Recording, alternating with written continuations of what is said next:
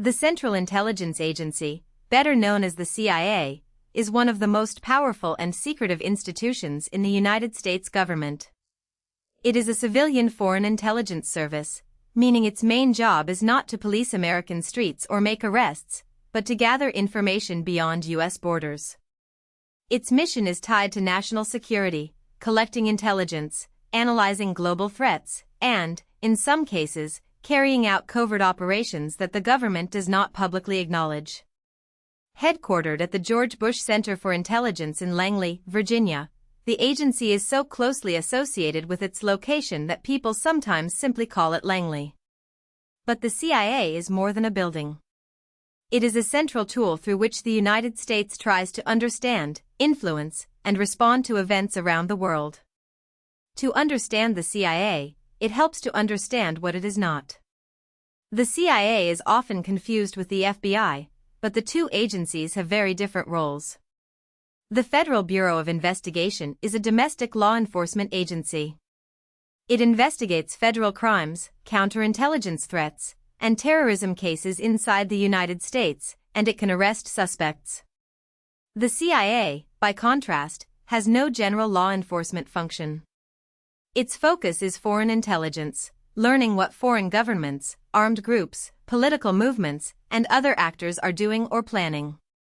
While the CIA has limited authority to collect intelligence domestically in certain contexts, its core purpose is overseas work.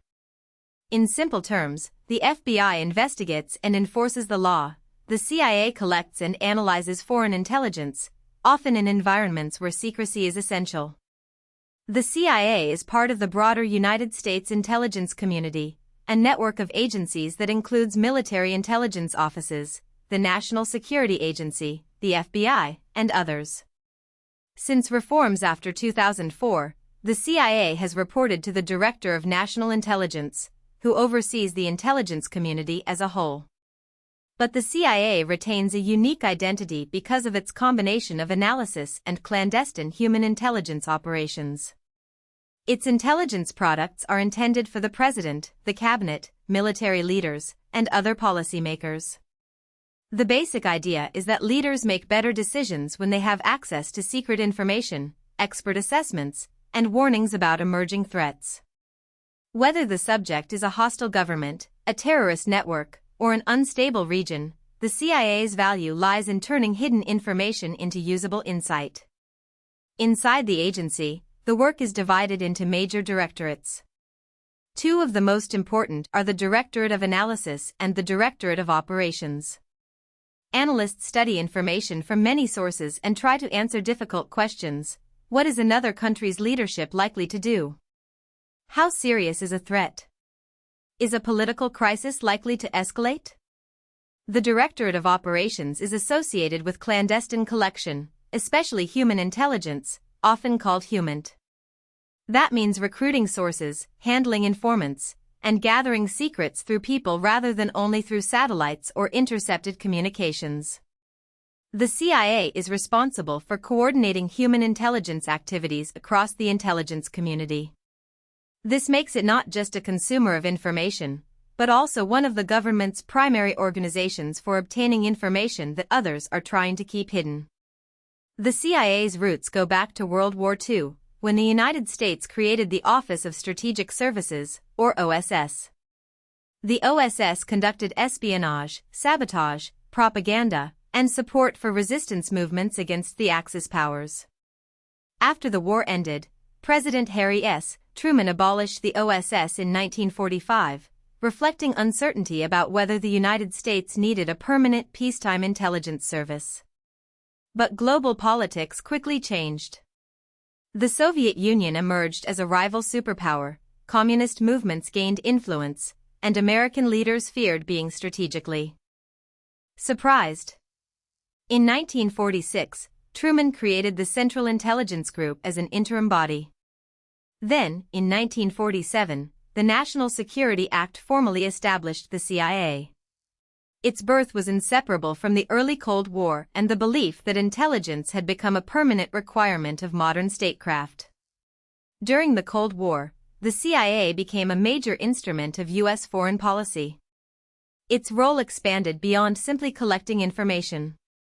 The agency conducted psychological operations, supported anti-communist groups, and helped shape political outcomes in countries seen as strategically important. American officials viewed the global struggle with the Soviet Union as ideological, military, economic, and political all at once. In that environment, covert action offered a tempting tool. It could influence events while allowing Washington to deny direct involvement. The Central Intelligence Agency Act of 1949 also gave the agency unusual secrecy protections and exempted it from many ordinary disclosure requirements. Supporters argued that secrecy was necessary for intelligence work. Critics argued that secrecy also made it easier for the agency to operate with limited accountability. Some of the CIA's most famous operations involved efforts to change or influence foreign governments. In 1953, the agency backed a coup in Iran that overthrew Prime Minister Mohammad Mossadegh after conflicts involving oil nationalization and Cold War fears. In 1954, it supported a coup in Guatemala against President Jacobo Arbenz, whose policies alarmed U.S. officials and business interests. In 1961, the Bay of Pigs invasion attempted to overthrow Fidel Castro's government in Cuba, but ended in failure and embarrassment for the Kennedy administration. In 1973, the CIA supported efforts connected to the overthrow of Chilean President Salvador Allende. These cases remain controversial because they show how intelligence operations can alter the political trajectory of entire nations, sometimes with long-lasting consequences far beyond the original strategic goal. The CIA is also linked to paramilitary and covert action capabilities. Within the agency, specialized units have supported operations that fall between diplomacy and open warfare. These can include training foreign forces, supporting armed groups, gathering battlefield intelligence, and conducting missions in places where the U.S. government does not want a large official military footprint.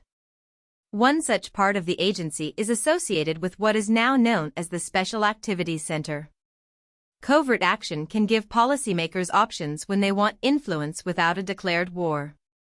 But this is also where the legal, moral, and strategic questions become sharpest. If an operation succeeds, it may stay secret for years. If it fails, the consequences can include civilian harm, diplomatic fallout, and damage to U.S. credibility. In the 1970s, public trust in U.S. institutions was shaken by revelations about intelligence abuses. In 1975, the Senate's Church Committee investigated illegal and improper activities by intelligence agencies, including the CIA. The committee revealed programs such as MKUltra, which involved experiments related to mind control and behavior manipulation, and Chaos, a domestic surveillance program focused on anti-war and dissident groups. These revelations were explosive because they showed that intelligence agencies had not only operated abroad in controversial ways, but had also crossed lines at home. The investigations led to new oversight mechanisms and a wider public debate over how a democratic society can maintain secret intelligence services while preventing abuse. The core tension was clear: secrecy may be necessary, but unchecked secrecy can become dangerous. The 1980s brought another major chapter in the CIA's history. In Afghanistan, the agency supported the Mujahideen through Pakistan's intelligence service during the Soviet-Afghan War. From Washington's perspective, this was a way to weaken the Soviet Union by helping local fighters resist Soviet forces.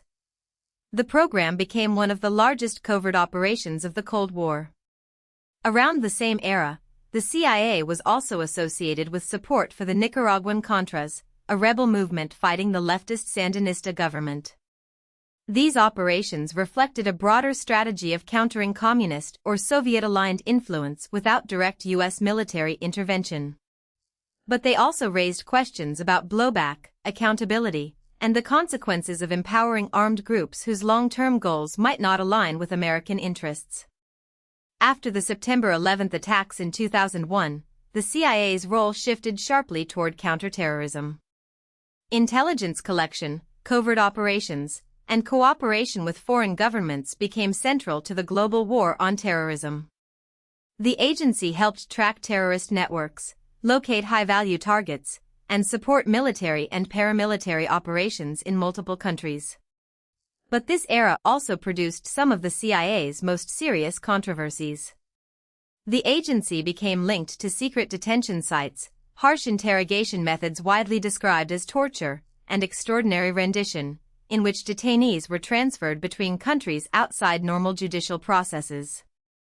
Supporters of aggressive intelligence measures argued that the threat environment after September 11 was unprecedented. Critics argued that violating human rights and legal norms damaged the United States and produced unreliable or morally tainted intelligence. The CIA's story is ultimately a story about power exercised in secret. It has provided presidents and policymakers with vital information, helped uncover threats, and played a major role in shaping U.S. responses to global crises. It has also been accused of political assassinations, torture, domestic wiretapping, propaganda, drug-related scandals, and interventions that destabilized foreign governments. That combination makes the CIA difficult to describe in simple terms. To supporters, it is an essential shield in a dangerous world. To critics, it is an agency that has too often operated beyond democratic control.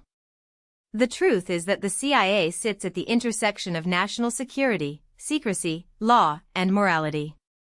Understanding it means asking not only what intelligence agencies can do, but what a democracy should allow them to do. If you found this helpful, please like this video and subscribe for more explainers.